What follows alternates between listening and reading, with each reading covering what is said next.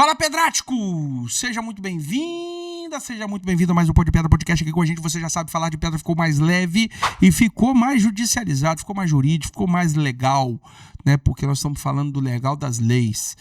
Meu nome é Bruno Ramos, é um prazer inenarrável e incomensurável saber que você está aí do outro lado da telinha. Data Vênia, é assim que fala, doutor? Data Vênia? Data Máxima Vênia. Data Máxima Vênia. Hoje nós estamos gravando um programa que eu tenho um carinho muito grande, o Pó de Pedra Jurídico, em que eu convido advogados, gestores da lei aí, homens da lei, pessoas que ajudam a gente a compor, operadores do direito, para estar aqui sempre deixando uma palavra para a gente, uma análise, um levantamento, para a gente estar atualizado, a gente estar alicerçado com o que está vindo por aí, no âmbito legal, no âmbito da justiça, do direito e dos deveres também, porque quando se fala em direito também tem deveres. Eu estou trazendo aqui mais uma vez, pela segunda vez, nosso querido doutor Diego Rocha. Primeira vez ele esteve aqui fazendo uma análise um pouco religiosa, né, que é uma área de atuação de conhecimento dele também. Ele veio falar com a gente sobre o papado, o novo Papa, Papa Leão, né? A morte do Papa Francisco. Falamos da morte, não te trouxe para falar do Papa Leão. Não, então estamos em falta de fazer o balanço do Papa Leão, cara. A gente falou do Papa. É verdade, quando você veio, foi logo assim, estava na eleição ainda, o Papa Leão não tinha sido levantado. A gente respondeu bastante dúvidas sobre o conclave. É verdade. Depois a gente tem que vir fazer um balanço do Papado de Leão.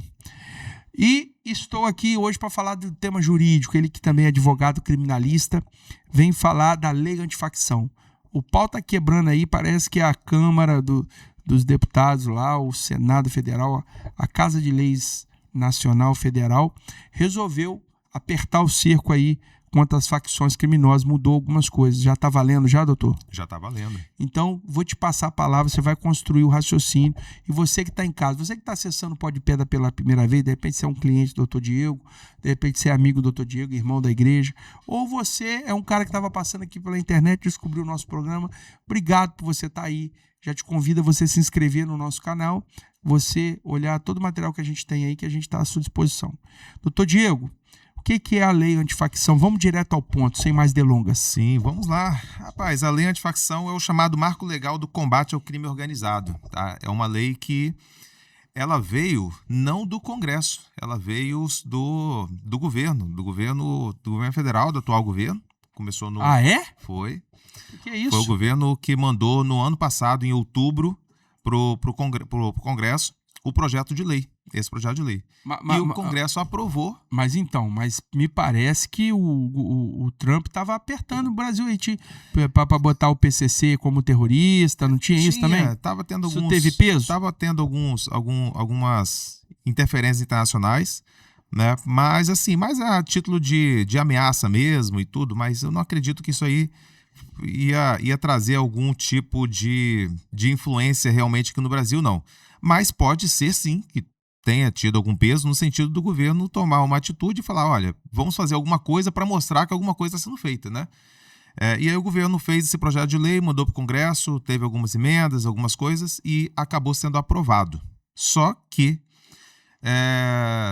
nós estamos diante de um problema, na verdade, né? Essa lei ela é cheia de problemas e certamente tem muita água vai passar embaixo dessa ponte para tentar consertar os problemas dessa lei. Tem muitos problemas nela. É mesmo? Problemas constitucionais, né? Problemas, porque a lei ela muda muita coisa, ela coloca algumas questões dentro do sistema legal no Brasil em relação à questão de punição que vai contra a própria Constituição.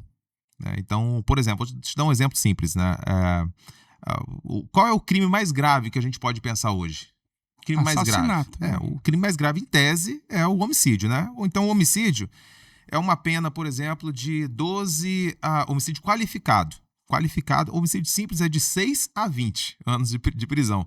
Né? O homicídio qualificado é de 12 a 30 anos. Tá? Esse é o homicídio qualificado. O feminicídio é de 20 a 40. Né? E se você impedir de alguma forma ou colaborar de alguma forma com alguma organização criminosa, fazendo parte daquele grupo de organização criminosa, enfim, você pode ser condenado a uma pena também de 20 a 40 anos. Ou seja, a pena ela ultrapassa a pena de homicídio. né? Então, hoje, você ser faccionado, e eu concordo, eu acho também que precisa de ter uma atitude maior por parte do governo, por parte do Brasil e tudo mais. Mas você ser faccionado e cometer determinados crimes, impedir, por exemplo, a polícia de entrar no morro, por exemplo, você pode responder por um crime mais grave do que o próprio homicídio. Então, a coisa está meio desequilibrada. Então, doutor Diego, um dos grandes reclames do Brasil é a frouxidão da condenação.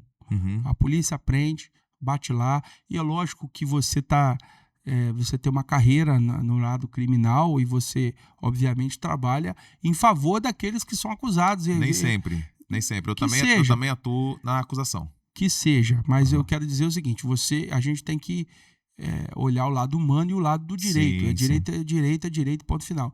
Mas nesse caso que está dando esse conflito aí, não seria também relevante, então, já que existe uma iniciativa do governo e aprovado pela Câmara, que então passa a ser uma iniciativa popular, né? Porque o político está lá em nome do povo. Teoricamente. Sim, teoricamente. Deixa eu falar um negócio, hein, Diego? Se está tendo uma iniciativa para poder endurecer e banalizar um pouco essa coisa do cara cumprir não sei quanto % da pena e sair, não seria o caso, então, de endurecer ainda mais a pena de homicídio? Então, possivelmente, né, eu concordo. Só que existem vários mecanismos de endurecimento em relação a isso. Por isso que existe o homicídio simples, existe o homicídio qualificado, que já é uma forma de você endurecer um pouco mais. Existe a reincidência, que o cumprimento da pena ele vai ser muito mais rígido, né? Então, hoje, no Brasil, por exemplo, existe uma possibilidade, é muito raro, inclusive, de você ser condenado por homicídio e cumprir 1/6 da pena, que não é mais, vai para a porcentagem de 16%. Existe. Seria um homicídio simples.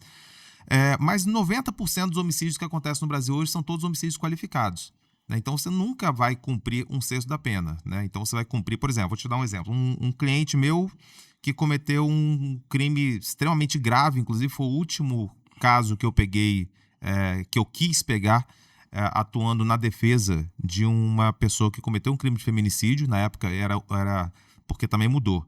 Na época era homicídio com a qualificadora do feminicídio. Então a pena máxima era 30 anos. Agora mudou, agora já é 40, já não é mais 30. Ele pegou a pena máxima, né? Então, o fato dele ter pegado a pena máxima, ele pegou 30 anos. Quanto tempo que ele vai ficar preso? No senso comum, as pessoas pensam, vai ficar 5 anos preso, vai ficar 8 anos preso, mas não, ele vai ficar efetivamente 18 anos preso. Tá? Desses 30, ele vai ficar 18 anos preso. Olha, Diego, mas ele teria que cumprir o total da pena. Bom, isso aí, a maior parte dos países que nós conhecemos, incluindo os Estados Unidos,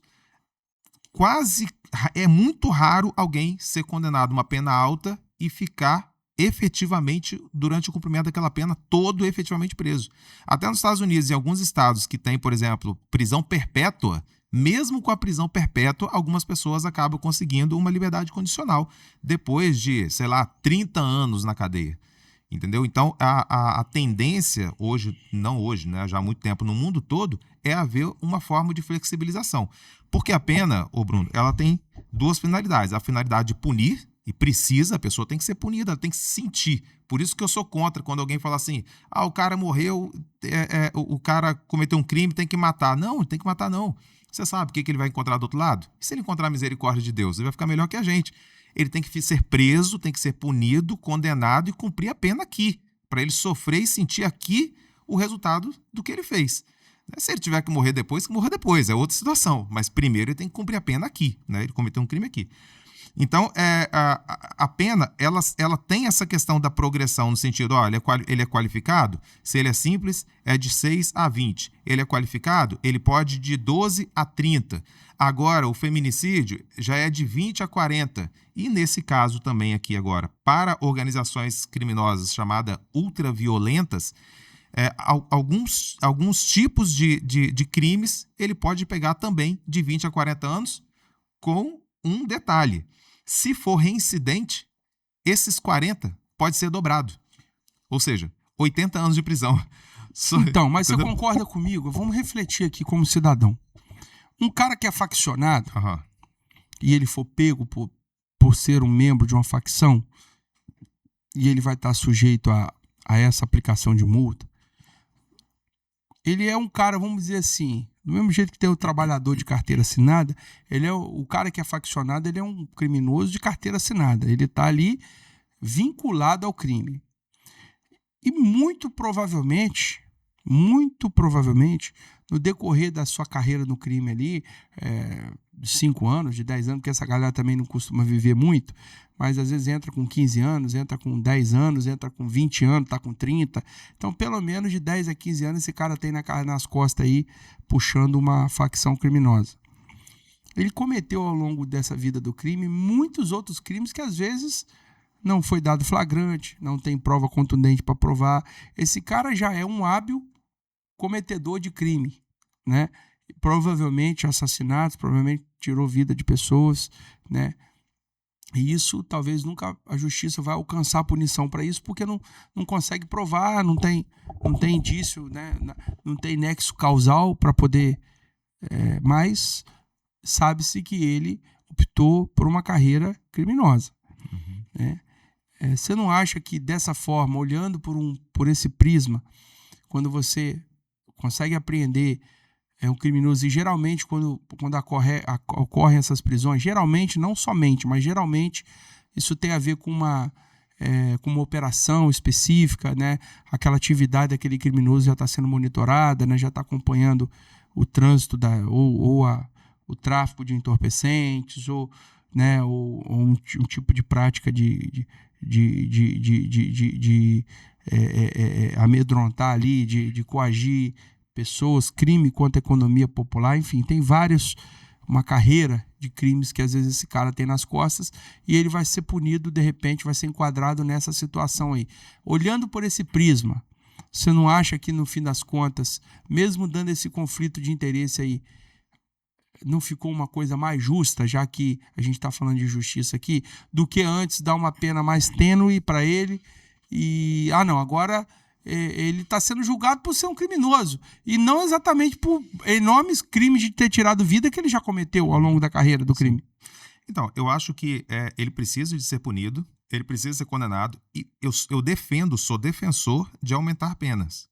Só que as penas elas têm que ser aumentadas dentro dos limites da lei. Se a gente considera, se a sociedade, o senso comum entende que o crime mais grave é o homicídio, então, então primeiro vamos corrigir, entre aspas aqui, vamos corrigir a desproporcionalidade do crime, da pena do crime de homicídio. E aí depois a gente parte para os demais. Não tem lógica. Só que a gente não vai ficar eternamente... Bruno, presta atenção numa coisa, ó. Diga. O artigo 2º da lei, o artigo 2º dessa lei, ele fala o seguinte: criar embaraço ou exercer influência ou qualquer outro meio para impedir a atuação policial. Isso aqui não é clareza. A lei ela precisa ser clara. Isso aqui é uma forma de dar liberdade ao juiz dele interpretar do jeito que ele quiser. A lei ela precisa dizer exatamente o que é. Discricionalidade.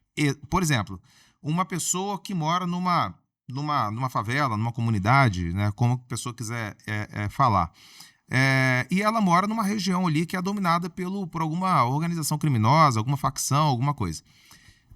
Eles colocam em frente à casa da pessoa uma barreira para impedir a entrada da polícia. Acontece muito no Rio, né? Mais no Rio hoje acontece. Coloca uma barreira ali para impedir a entrada da polícia naquela região dominada pelas facções. E essa pessoa, ou às vezes ela é obrigada a colocar alguma coisa na barreira em frente à casa dela, alguma coisa, e ela vai e coloca, porque afinal de contas ela não quer morrer, literalmente. Isso aqui é qualquer outro meio, pode ser interpretado com qualquer outro meio. Ou seja, essa pessoa está sendo oprimida por uma facção criminosa e, posteriormente, ela pode ser enquadrada no artigo 2º dessa lei aqui e pegar uma pena de 40 anos de prisão. Entendeu? Agora, só para você, outro detalhe. O que aconteceu com o pessoal que foi preso no 8 de janeiro? Qual foi o tipo de crime que eles colocaram Tá ali? tudo errado aquilo ali. Tá tudo errado. Agora você imagina se essa lei tivesse sido aprovada lá atrás. Esse povo não estava 17 anos condenado, eles estavam condenados a 30, 40 anos. Entendeu? Então a gente tem que pensar o seguinte: hoje a gente comemora e fala assim, beleza, maravilha, colocaram uma lei finalmente que vai pegar o pessoal das facções. Só que isso aí depois pode voltar contra as pessoas que estão defendendo algum tipo, a sua ideia, a sua ideologia, seu partido, seu político, seja o que for, ou protestando contra o Estado, protestando contra o Poder Judiciário, que todo mundo, nós ainda somos livres para isso, né? Ou, mais ou menos, dependendo de quem que a gente está criticando, né? Então, com certeza, eu não tenho a menor dúvida, quando eu estava estudando essa lei, depois que ela foi lançada, que ela foi publicada, sancionada pelo presidente, eu pensei, cara, se essa lei tivesse em vigência, com certeza o pessoal do 8 de janeiro tinha sido condenado apenas muito mais do que o dobro do que eles foram condenados. Então a gente tem que tomar cuidado com esse negócio de como que as leis vão vir, porque a interpretação depois pode... Mas você tem conversado com seus pares aí, existe um consenso ou uma visão mais aproximada de que esse troço está errado? Rapaz, sim, entre os advogados criminalistas, praticamente todos. E olha, advogado criminalista, ao contrário do que muita gente pensa, não é aquele que acha que ninguém tem que ser punido, não. Né? Pelo contrário. Muitas vezes eu chego para um cliente, vem, contrata e tudo mais, eu já sou muito claro para ele, olha, você vai ser condenado. Você vai ser condenado e a pena não vai ser baixa. Estou aqui para tentar fazer com que o efeito da condenação seja um pouco menor, com que a pena seja um pouco menor e tudo mais, mas dependendo do fato, como aconteceu, dependendo das provas e tudo mais, não tem o que fazer, entendeu? Então, eu sou muito claro, muito transparente com os meus clientes em relação a isso. Inclusive, em muitas situações, eu chego para o cliente no primeiro dia da contratação e falo, olha, eu não vou pedir sua liberdade. Claro, em muitos casos eu peço liberdade, obviamente, mas tem casos que acontece o fato ali, cara, que não tem como. E eu já deixo claro, não vou pedir sua liberdade. Então, assim, no senso, assim, entre os advogados, mesmo aqueles que lutam pelo direito e tudo mais, como a gente faz, existe esse entendimento geral de que essa lei ela é cheia de irregularidade. E com certeza vai cair muita coisa aí, porque vai ter ADI que vai... Mas ela já está em vigor? Já está em vigor, né? Mas, cara, essa lei pra gente, ela é o quê? Pra mim, na minha leitura, é uma lei totalmente obscura. Tem muita coisa interessante, precisa ser melhorada a redação, tá? Essa lei foi feita às pressas, muito rápido. Quem redigiu ela foi o ex-ministro do STF, que era ministro... Lewandowski. O Lewandowski, que era ministro do Lula. Um dos últimos atos dele foi a lutar para publicar essa lei aqui. Até mesmo para tentar mostrar que o governo... Não é aliado do bandido. De esquerda não é aliado de bandido, né? Parece que foi isso. E foi um negócio feito de qualquer jeito. Nas coxas. Exatamente. Aí o pessoal da direita viu que pelo menos era uma coisa boa e aprovou. Exatamente. Eles fizeram algumas emendas, melhoraram um pouquinho ali, aqui, outro dali, né? Pioraram algumas coisas também e tudo mais. O que mais tem de grave nessa lei? Rapaz, tem muitas coisas. Como falei com você. Você tá marcando aí alguns trechos aí. Você tá na primeira página. Lá na frente você marcou alguma coisa? Ela tem muita coisa, que eu fiz umas anotações aqui, na verdade, cara. Como eu falei com você, é uma lei obscura. Beccaria, em 1764, Beccaria foi um dos, vamos colocar assim, um filósofo, né, italiano, que era um dos pensadores do direito e tudo mais, ele falava que lei obscura é tirania. Outra coisa que essa lei tira, cara, que é totalmente inconstitucional, é que um criminoso faccionado de uma organização criminosa ultraviolenta, porque eles usaram esse superlativo na lei... Para não chamar de terrorista, né? Porque os Estados Unidos queria que chamasse então terrorista. Colocaram ultraviolento. Os Estados Unidos não manda aqui, né? A gente tem que pensar nisso também. Mas assim, eles colocaram essa questão de ultraviolento. Então um faccionado que faz parte de uma organização criminosa ultraviolenta que comete um crime de homicídio, ele não vai a júri. Ele vai ser julgado por uma comissão de 3 juízes. Juízes togados. Cara, que isso? Juiz de direito. Não, mas assim, isso é praxe? 3 juízes julgarem? Não, isso não existe. Então, isso não existe. Tá? Então, eu que não conheço direito, ó, tá vendo? Exatamente. A Constituição coloca como cláusula pétrea a questão do júri popular. Né? Porque quem tem que julgar o crime mais grave da sociedade são os pares, é a sociedade. Mas, Diego, eu me lembro, me corrija se eu estiver errado, que a OAB em temas sensíveis como esse, em leis que geram impacto na advocacia. Geralmente a OAB era consultada como conselheira, né, sempre teve um papel de estar presente ali, dando um parecer, né, prévio, uma opinião, ou até pautando o discurso. Por que a revelia de uma opinião mais acurada e apurada da OAB, leis como essas, assim, com essa, como você disse aí, a obscuridade, passam? Por que a OAB perdeu esse poder de influenciar? Rapaz, infelizmente, primeiro que a opinião da OAB era somente opinião, né? Ela Mas ajuda a formar a ideia. E tudo mais, Sim. Com certeza ajuda. Mas, aparentemente, pelo menos a gente que está aqui embaixo e tudo, a gente observa que a presidência da OAB a nível nacional, muitas vezes não está tão preocupado com a sociedade como deveria estar, né? E hoje em dia ela está aquém do debate político, né, como era para estar mais. Ela se politizou e depois perdeu o fio da meada.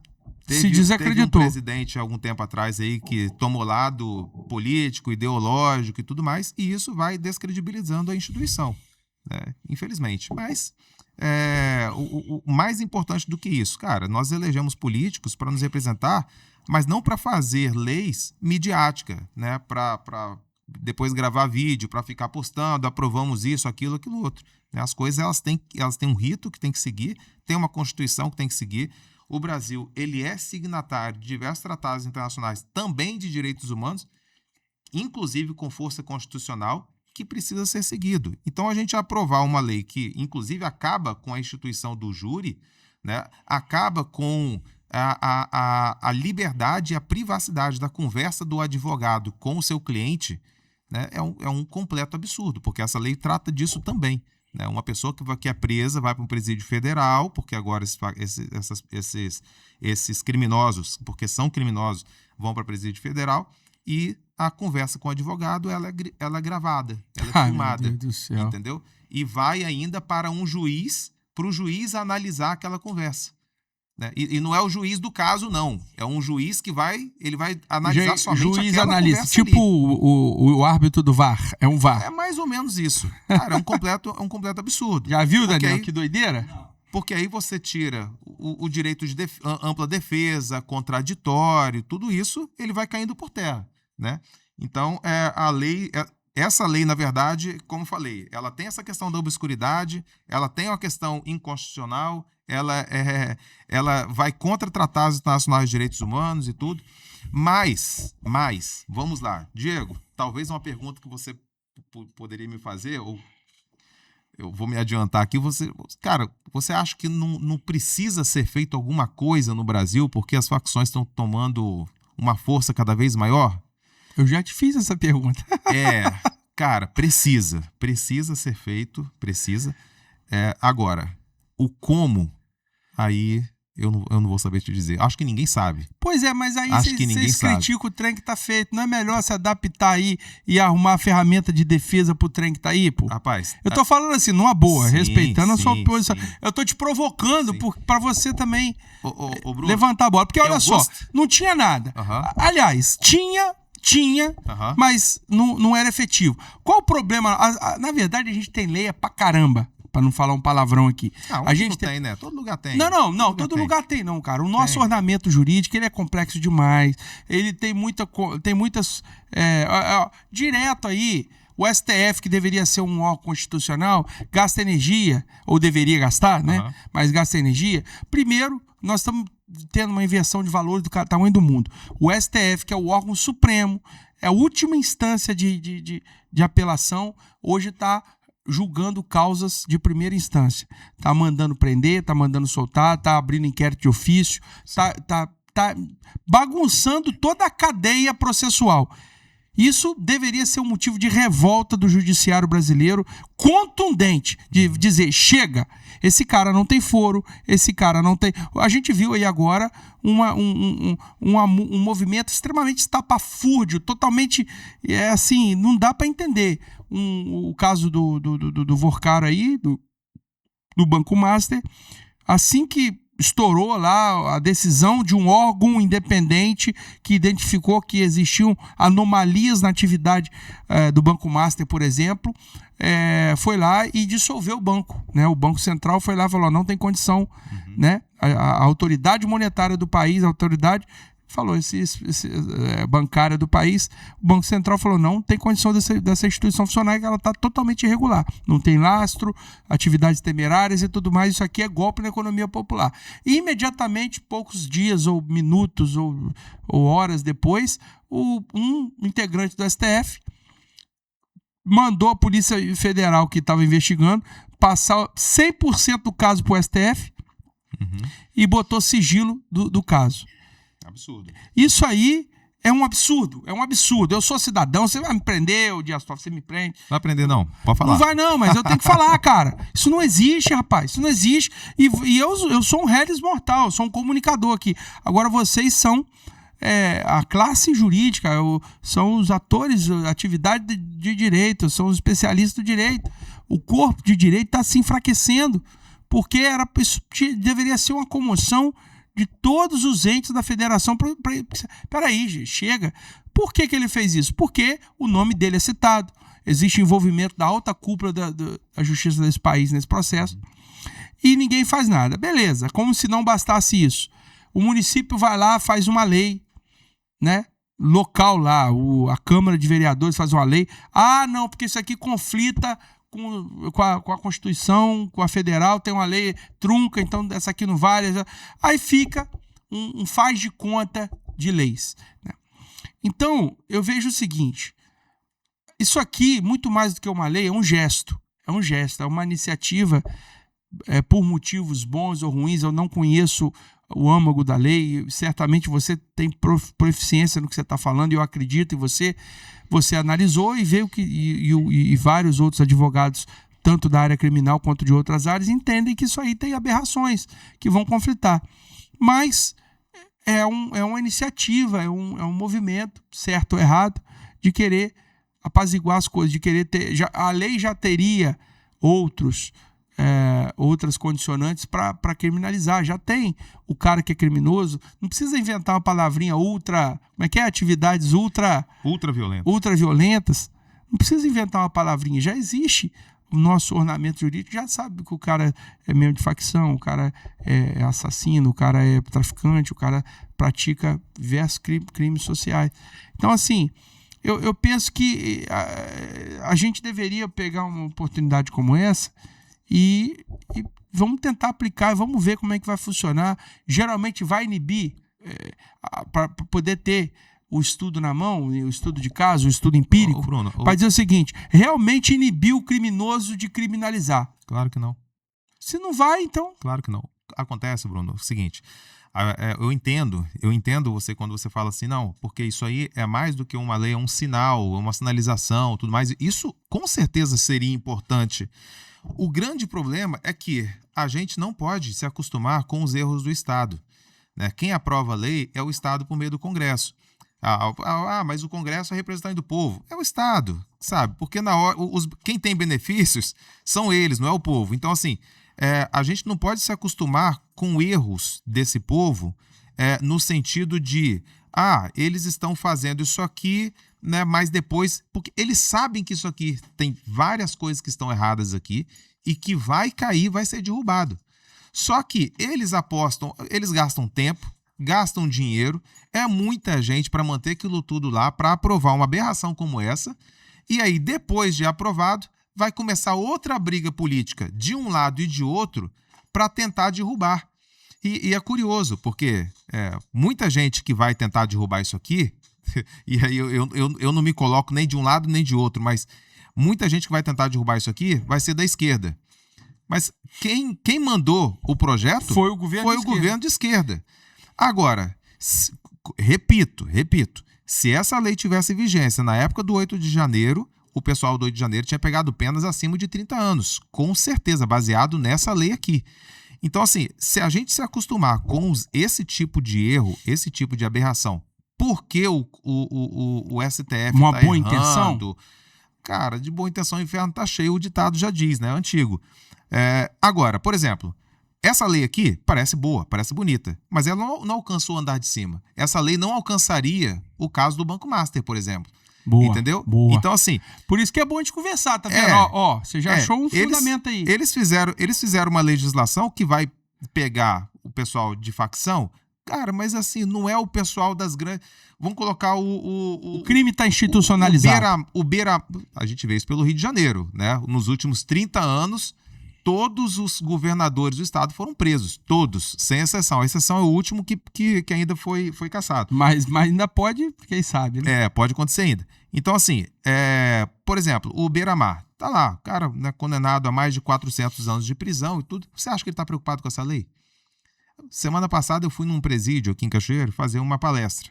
E aí tava falando sobre questão de aumento de penas e tudo mais. Eu falei assim, gente, agora seja sincero comigo vocês.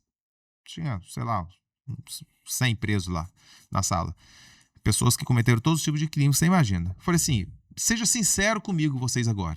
Quando vocês foram cometer o crime que vocês cometeram, que trouxeram vocês para cá, vocês pararam para fazer cálculo? Não sei se vai valer a pena eu fazer isso, porque eu posso pegar 20 anos, 30 anos, 40 anos. Pararam para fazer? Todos eles foram unânimes. Não. Porque isso não existe. Essa questão de... Ninguém pensa nisso, né? Vão aumentar a pena porque vai inibir. Não. Você pode falar, vamos aumentar a pena para aumentar a punição. Ok. É justificável. Agora, para inibir, não inibe ninguém. Não inibe. Isso aí é fantasia. Agora, a gente sempre tem que pensar. Isso aqui não vai atingir o chefe da organização criminosa que mora em Alphaville, que mora... Os poderosos. Da Faria Lima e tudo mais, não vai atingir eles. Não vai atingir os políticos, não vai atingir os juízes, não vai atingir o pessoal que está no Congresso. Entendeu? Então isso aqui é para inglês ver. Na verdade, para americano ver, né? Muito bem. Esse foi o nosso querido Dr. Diego Rocha com a gente, trazendo esse papo muito contundente, muito relevante, muito importante. Essa análise dessa lei entrou em vigor quando, doutor Diego? Entrou faz 2 meses, mais ou menos, se não me engano. Foi então, entre 60 e 90 dias aí entrou essa lei em vigor. E a gente está fazendo uma análise. Vamos trazer aqui você mais vezes, doutor Diego, para falar tanto dessa lei quanto de outros desdobramentos da justiça aí. Prepara lá um conteúdo legal e vamos falar aqui de assuntos que fazem a diferença aí para o povo capixaba, para o povo cachoeirense, para o povo brasileiro e para quem está no mundo aí assistindo a gente com a língua portuguesa aí, e quem também está assistindo hoje tem Translate, né? Então o cara assiste em qualquer língua. Doutor Diego, quero agradecer a sua presença. Acho que é um programa sucinto, um programa direto, objetivo. Você vê que a gente não ficou com muita cerimônia. Eu fiz questão da gente pautar o assunto e tratar do assunto para a gente não divagar muito aqui e perder o foco. Quero agradecer a cada empresa que é parceira do Pó de Pedra, que está aqui com a gente, trazendo essa mensagem, apoiando o Pó de Pedra e ajudando a gente a crescer e a avançar e evoluir. E agradecer você, doutor, que você volte aqui mais vezes com a gente e vai sinalizando para nós aí. Deixa uma mensagem final para a galera e vamos partir para o nosso encerramento aí. Beleza, Bruno, agradeço mais uma vez. E assim, a gente sempre tem que pensar o seguinte, as leis elas precisam ser aplicadas, elas precisam progredir, precisam crescer na sociedade no sentido de sempre buscar a justiça. Mas aprovar, concordar ou aplaudir uma lei somente, que foi feita somente por questões midiáticas e que vai ser derrubada, ou pelo menos grande parte dela, é a gente jogar contra a própria população, porque os congressistas estão ganhando muito dinheiro, estão ganhando, né, sobrevivendo lá com uma grana enorme para manter aquilo tudo, né, para aprovar coisas que vão ser derrubadas com pouco tempo dentro do próprio STF, tá? Ou seja, quem levou o projeto de lei para o Congresso é quem vai tentar lutar já está lutando, porque já tem processo já para tentar derrubar essa lei, né? Nós não podemos aceitar isso enquanto povo brasileiro. Muito obrigado. Muito bem. E volte mais vezes, você que assistiu o programa até o final, muito obrigado por ter ficado até aqui com a gente. É um prazer, uma honra inenarrável ter você aí com a gente, tá bom? Já te reforço o meu pedido para você se inscrever no canal aqui no YouTube e em demais plataformas sociais. Estamos em quase todas elas, as relevantes principalmente estamos. E nós temos programas diários aqui, de segunda a sexta-feira, eventualmente aos sábados. Você pode percorrer aqui, dar o scroll look aí em uma grade muito grande, intensa e extensa de programação diária que nós temos aqui. É uma honra te receber, tá bom? Muito obrigado. Volte mais vezes. Aqui no Pó de Pedra, falar de pedra ficou mais leve.